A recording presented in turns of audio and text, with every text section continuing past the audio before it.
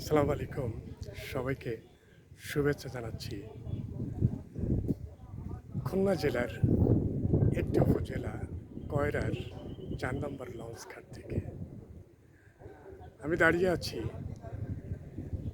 কয়রা সদর থেকে আরও ৪.৫ কিলোমিটার পূর্বে, ঠিক সুন্দরবনের পাশেই একটি গ্রাম, ৪ নম্বর কয়রা গ্রাম। সেই গ্রামের লঞ্চ ঘাট, ৪ নম্বর লঞ্চ ঘাটের উপর থেকে আমি আপনাদের সাথে কথা বলছি। আজ 18ই জুন 2024 খ্রিস্টাব্দ।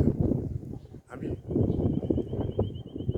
অবস্থান করছি এই মুহূর্তে খুলনা বিভাগের, খুলনা জেলার 100 কিলোমিটার দক্ষিণে খুলনার একটি উপজেলা, কয়রা উপজেলা। সেই কয়রা উপজেলা থেকে আরও 4.৫ কিলোমিটার পূর্বে সুন্দরবনের নিকটেই একটি স্থান, ৪ নম্বর কয়রা লঞ্চ ঘাট। আমি যে অবস্থানে দাঁড়িয়ে আছি, আমার পিছনে যে নদী দেখতে পাচ্ছেন, নদীর ওই পার যে অংশটা, যে গাছগাছালিগুলো দেখতে পাচ্ছেন, পুরোটাই সুন্দরবন এলাকা।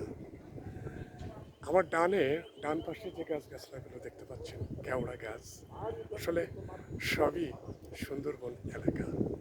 এখানে যে এলাকাগুলো আছে, যে গ্রাম, যে কয়েকটা গ্রাম আশেপাশে, সবগুলোই মূলত সুন্দরবনের এলাকা, যেটাকে আমরা বলি কয়রার সুন্দরবন।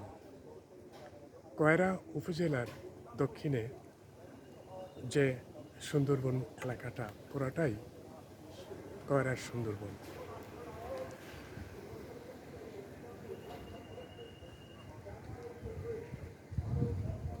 আপনারা দেখতে পাচ্ছেন খুব সুন্দর একটি সাজানো গোছানো পরিপাটি লঞ্চ ঘাট। এখানে প্রতিদিন 1 থেকে 2 বার লঞ্চ আসে খুলনা থেকে।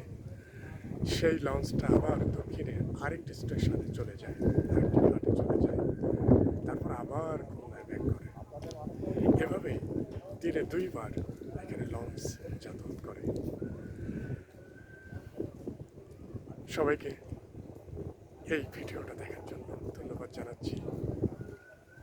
কয়রার ৪ নম্বর লঞ্চ ঘাট থেকে সবাইকে আবারও ধন্যবাদ জানিয়ে বিদায় নিচ্ছি। সবাই ভালো থাকেন, সুস্থ থাকেন, এই কামনা ব্যক্ত করি। আসসালামু আলাইকুম।